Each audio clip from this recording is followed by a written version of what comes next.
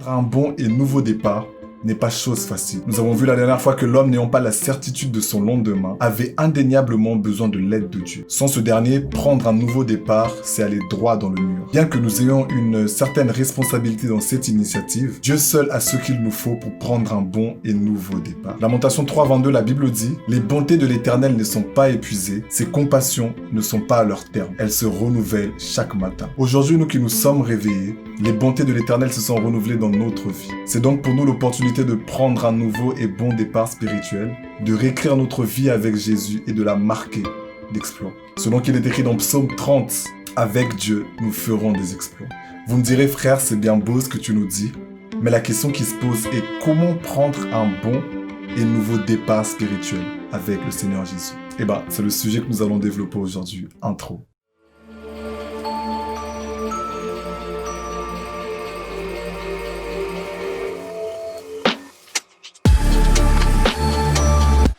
Shalom, shalom, Botenabuno, bonjour, bonsoir, j'espère que vous allez bien et bienvenue sur la chaîne Le Pain de Vie. Alors la semaine dernière, j'ai posté une vidéo comment préparer et prendre un nouveau départ que vous trouverez quelque part là-haut ou encore en fin de vidéo. Alors premièrement, les conseils et étapes qui ont été donnés dans la vidéo précédente s'appliquent également pour un nouveau départ spirituel puisque nous avons en fait parlé de la responsabilité de l'homme dans sa volonté de prendre ce nouveau départ. Puis en fin de vidéo, nous avons vu que l'homme n'ayant pas le contrôle ou encore la maîtrise ou même la certitude de son lendemain avait tout intérêt à marcher avec Dieu, à collaborer avec Dieu, lui qui est le maître des temps et des circonstances. Alors pour vous dire la vérité, c'est quelque chose qui est facile à dire, mais pas forcément évident à faire. Notamment à cause de toutes les choses que nous voyons et entendons autour de nous. Mais je le crois qu'avec le Seigneur comme GPS, le Saint-Esprit comme GPS, nous allons y arriver.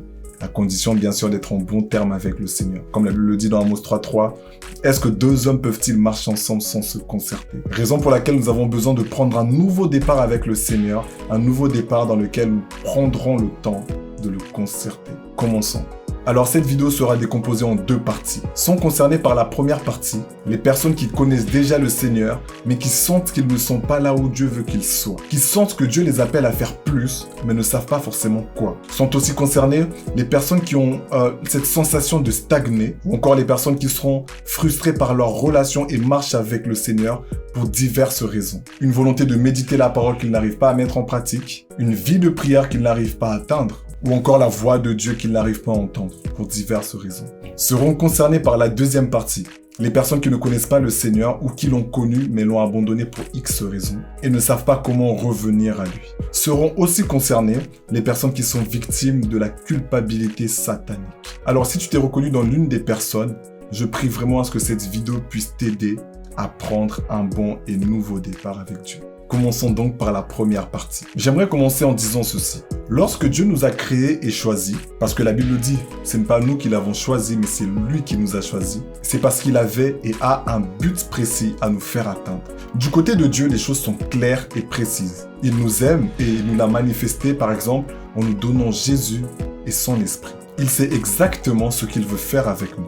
Le problème est que nous, par contre, nous ne savons pas toujours ce que nous voulons faire avec lui. S'il y a une vérité que nous devons accepter et que Dieu nous connaît, c'est nous qui ne le connaissons pas et nous ne nous connaissons même pas nous-mêmes. L'une des difficultés dans la marche chrétienne est que nous marchons avec Dieu non pas seulement pour le connaître, mais pour également nous connaître nous-mêmes. Et pour se connaître soi-même, il faut connaître Dieu.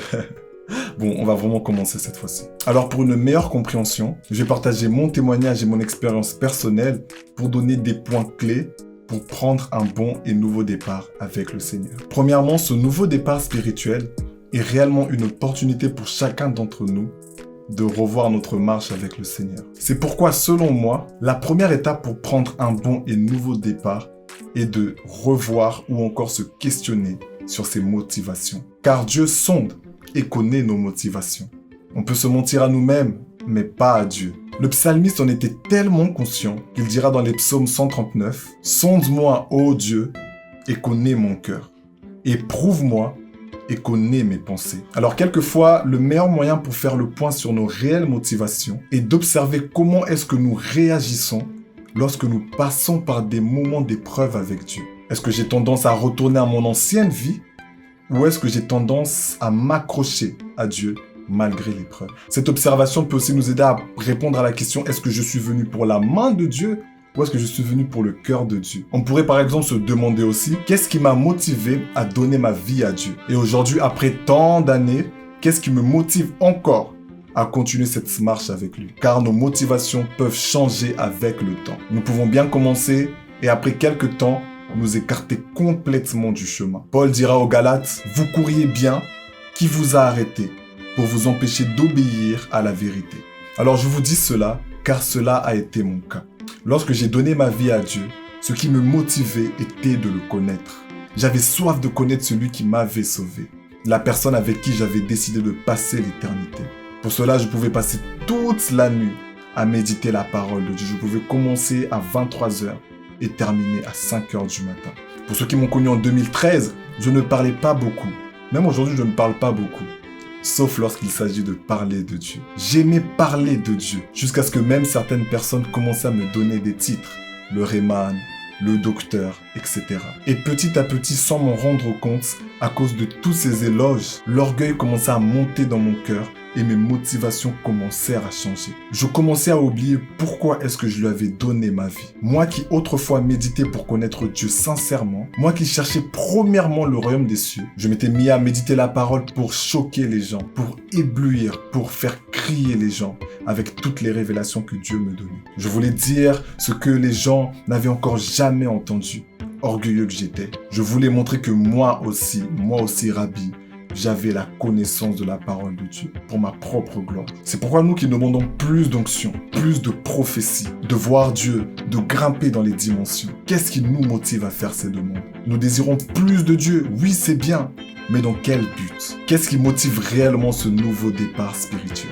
La Bible dit dans Jacques 4, 3, vous demandez et vous ne recevez pas parce que vous demandez mal, dans le but de satisfaire vos passions. Je vais peut-être étonner quelqu'un en disant ceci, mais ce n'est pas toujours Satan qui se cache derrière nos manques. Car la fidélité de Dieu fera qu'il nous privera de certaines choses pour notre bien. Nous qui voulons ce nouveau départ avec Jésus, nous qui prions pour une vie d'impact, une vie de gloire, qu'est-ce qui nous motive réellement?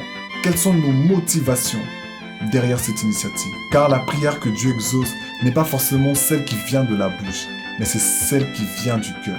Quelle est la pensée profonde de notre cœur? Sonde-moi, ô Dieu, et connais mon cœur. Dieu a privé à Adam et Ève le fruit de l'arbre de la connaissance du bien et du mal, non pas parce qu'il voulait les priver de cette connaissance, mais précisément parce qu'il savait que Adam et Ève étaient incapables de gérer cette charge. Il les a privés de ce fruit pour leur propre bien. Dieu veillera d'abord à notre salut avant toutes les choses que nous pouvons gagner sur cette terre, car notre salut a coûté un prix. Le prix de la vie de Jésus. Alors rapidement dans ma marche avec le Seigneur, j'ai commencé à sentir comme une stagnation, une limite. Je ne menais pas une vie de péché, mais j'étais pas forcément satisfait de la marche que j'avais avec le Seigneur. Je voulais tellement plus avec le Seigneur, mais en même temps je me sentais loin de Dieu. J'étais pas en paix et j'en étais conscient. Je ressentais intérieurement que je n'étais pas là où Dieu voulait que je sois. Quelque chose clochait. Je ressentais en fait comme un vide dans mon cœur. À l'image de Samson, par mes œuvres on pouvait croire que j'étais proche de Dieu. Mais en réalité, mon cœur s'était éloigné de Dieu. J'avais perdu mon premier amour. Je me sentais loin de Dieu. Alors naturellement, tel un bon chrétien, j'essaie de prendre un nouveau départ par moi-même. J'ai mis en place des programmes de prière, des programmes de méditation, de jeûne, etc. Et malheureusement, je n'arrivais plus à tenir ces programmes par ma propre force. Tout simplement parce que je n'avais pas consulté Dieu. Je voulais commencer un nouveau départ spirituel, sans même concerter la personne avec qui j'allais prendre ce nouveau départ spirituel. Est-ce que deux hommes peuvent-ils marcher ensemble sans s'être concertés? Amos 3.3. C'est pourquoi, selon moi, la deuxième étape pour prendre un bon et nouveau départ avec le Seigneur est de le consulter, c'est-à-dire demander ou chercher à savoir si ce que j'appelle nouveau départ est vraiment ce que Dieu veut pour moi. Moi, je prenais un nouveau départ pour me servir davantage de Dieu.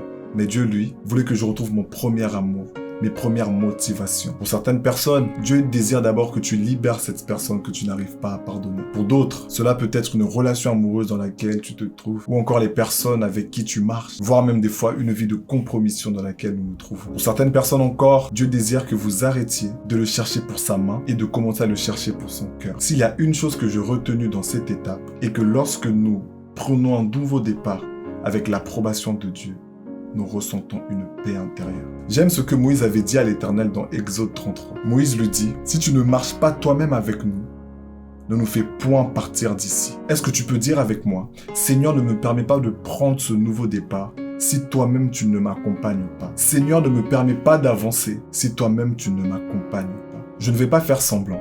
Je sais qu'arrivé à cette étape, nous avons un petit problème. Je sais pertinemment que chacun d'entre nous voudrait savoir si Dieu approuve ou pas la direction que nous aimerions donner à notre nouveau départ. Chacun de nous voudrait que Dieu lui parle. Mais la question qui se pose maintenant est, comment puis-je savoir quand Dieu me parle? Comment différencier sa voix de ma propre imagination? S'il me suggère quelque chose, comment savoir que ce n'est pas simplement une idée de mon esprit? Et comment réagir s'il me dit de faire quelque chose qui me semble complètement absurde?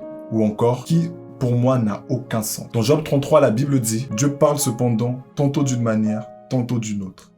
Et l'on n'y prend point garde. » En réalité, Dieu nous parle chaque jour, à tout moment. Mais c'est nous qui ne sommes pas habitués à l'écouter. On s'attend souvent à entendre une grosse voix de Père Noël. On s'attend souvent encore à entendre une voix audible. Mais il arrive des fois où Dieu murmure plus qu'il ne parle. En réalité, il murmure à notre cœur. J'aime ce passage de 1 Roi 19 où la Bible dit « L'Éternel dit, sors et tiens-toi sur la montagne devant l'Éternel, et l'Éternel va passer. » Devant l'Éternel, il eut un vent fort et violent qui déchirait les montagnes et brisait les rochers. L'Éternel n'était pas dans le vent. Après le vent, il eut un tremblement de terre. L'Éternel n'était pas dans le tremblement de terre. Après le tremblement de terre, il eut un feu. L'Éternel n'était pas dans le feu.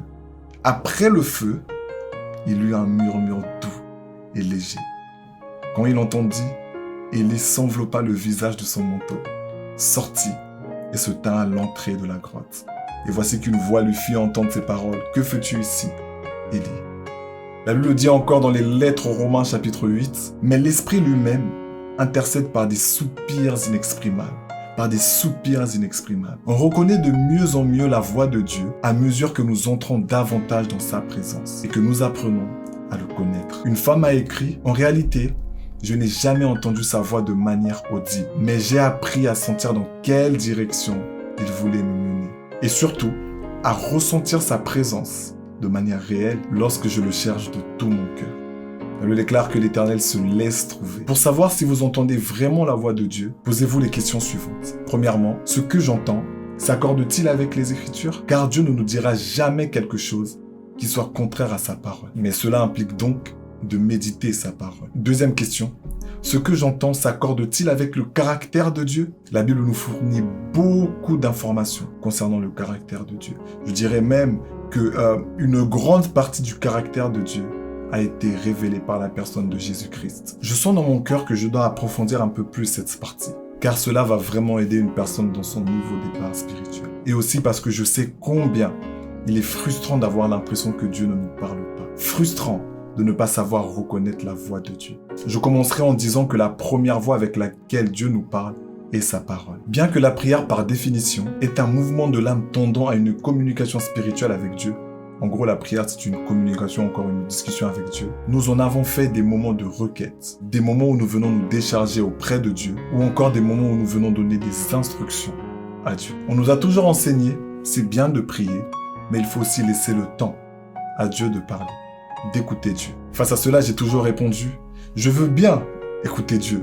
Je ne demande que ça. Mais la question qui se pose, comment faire? Comment écouter Dieu? Comment laisser la parole à Dieu? Voici une petite piste de réponse. Si la prière est moi en train de parler à Dieu, la méditation est Dieu en train de parler à moi. Pour le dire dans un français correct, la méditation c'est Dieu en train de me parler. Si la prière est une discussion entre moi et Dieu, la méditation est une discussion entre Dieu et moi. Si nous avons autant de difficultés à reconnaître la voix de Dieu et même quelquefois avons l'impression de prier dans le vide, c'est parce que premièrement, nous ne savons pas prier, comme la Bible le dit dans Romains 8, car nous ne savons pas ce qu'il nous convient de demander dans nos prières, mais c'est l'Esprit de Dieu qui intercède pour nous par des soupirs inexprimables. Et deuxièmement, parce que nous disons Amen comme si la discussion en fait était terminée. C'est pourquoi moi je conseillerais, ceci n'est pas une vérité absolue, encore une doctrine, c'est juste un conseil. Je conseillerais de prendre un temps de méditation, un temps où nous écoutons Dieu avant de commencer à prier, avant de commencer à parler. Je ne sais pas pour vous, mais souvent il m'arrive lorsque je suis en train de méditer, d'avoir plusieurs sujets de prière auxquels je n'aurais jamais pensé. Et effectivement, pour mon cas,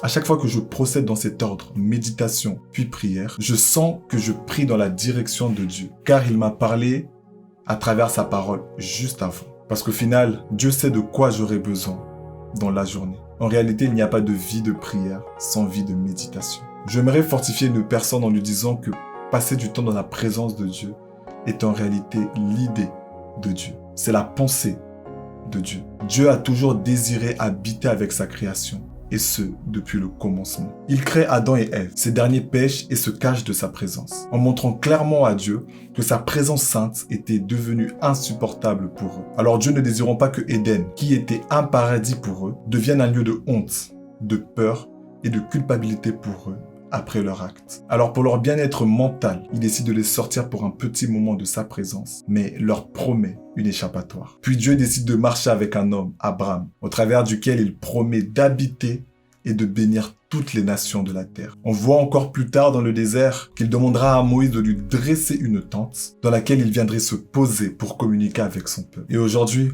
après la mission de Jésus de nous réconcilier avec le Père, au travers de son sacrifice, il nous a envoyé son esprit pour habiter avec nous chaque jour et ainsi faire de notre cœur la tente dans laquelle il vient se poser pour passer du temps avec nous. Si Dieu ne voulait pas nous parler, il ne nous aurait jamais donné sa parole. Et si Dieu ne voulait pas nous écouter, il ne nous aurait jamais invités à prier. Pourquoi Dieu nous inviterait-il à venir dans sa présence si lui-même ne voulait pas être dans la nôtre? La chose qui nous fait défaut est que dans la présence de Dieu, nous sommes souvent pressés de parler. Mais ce que nous devons comprendre, et qu'en réalité, c'est Dieu qui sait vraiment de quoi nous avons besoin. Il est donc avantageux pour nous de laisser Dieu commencer à parler.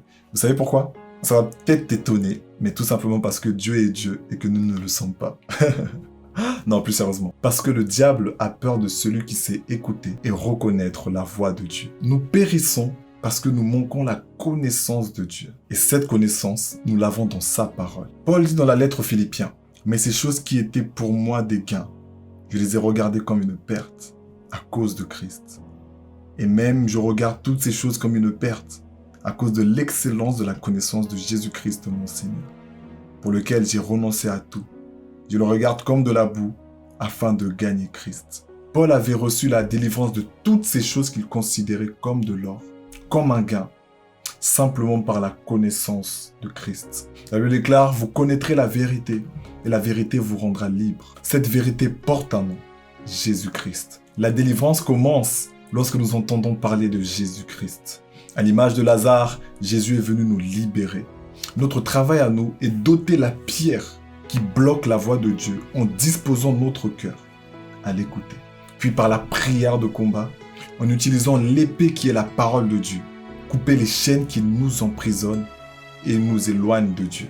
Si tu sens dans ton cœur qu'il y a une puissance satanique qui se cache derrière ta difficulté de prendre un bon et nouveau départ avec le Seigneur, alors prie et déclare que tu es libre au nom de Jésus.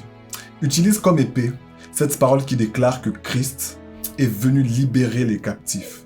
Répète après moi. L'Esprit du Seigneur est sur moi parce qu'il m'a oint pour annoncer une bonne nouvelle aux pauvres. Il m'a envoyé pour guérir ceux qui ont le cœur brisé, pour proclamer aux captifs la délivrance et aux aveugles le recouvrement de la vue, et pour envoyer libres les opprimés. Peu importe la puissance qui était sur ma vie, je déclare par la puissance du nom de Jésus que je reçois la délivrance. La Bible me dit qu'au nom de Jésus, tout genou fléchit et confesse qu'il est le roi des rois. C'est pourquoi je viens annoncer à tous les esprits qui dérangent ma vie et ne veulent pas me laisser tranquille que de manière prophétique, je viens abaisser ma vie sous la seigneurie du nom de Jésus, afin que ma vie confesse qu'il est le roi des rois. Et ainsi, je prends part à la victoire qu'il a eue sur vous, esprits mauvais. Selon qu'il est écrit, mais dans toutes ces choses, nous sommes plus que vainqueurs par celui qui nous a aimés. Alléluia. Au nom de Jésus-Christ, Amen. Le monde spirituel fonctionne avec les paroles. Alors crois en la prière que nous venons de faire ensemble. Alors nous allons nous arrêter ici pour aujourd'hui. La première partie n'est pas encore terminée. Je continuerai à donner les étapes et mon témoignage pour prendre un bon et nouveau départ. Alors pour les personnes qui ne suivent uniquement que la chaîne YouTube, on se retrouve samedi ou dimanche pour notre vidéo. Et pour les personnes qui sont aussi sur Instagram, on se retrouve le lundi et le vendredi pour une pensée du soir et le mercredi pour un temps de live où nous allons discuter autour de ce thème et voire même partager nos expériences. Je tiens juste à préciser que cette première partie n'avait pas pour but de nous culpabiliser. Au contraire, elle avait pour but de nous aider à prendre conscience, à revoir nos motivations et à faire le point sur notre marche. J'aimerais clôturer cette vidéo en annonçant une bonne nouvelle. La bonne nouvelle est que peu importe le chemin qu'on avait pris, il n'est pas trop tard pour changer notre marche. La Bible déclare dans Ecclésiaste 7, « Mieux vaut la fin d'une chose que son commencement ». Ecclésiaste 9,4 dit encore, « Pour tous ceux qui vivent, il y a de l'espérance. Et même un chien vivant vaut mieux qu'un lion mort. » C'est pourquoi être en vie est réellement une grâce. Parce que tant que nous sommes en vie, nous pouvons revenir vers le Seigneur et commencer un bon et nouveau départ. Est-ce que tu peux dire avec moi, « Seigneur, merci pour la vie. Que Dieu vous bénisse. »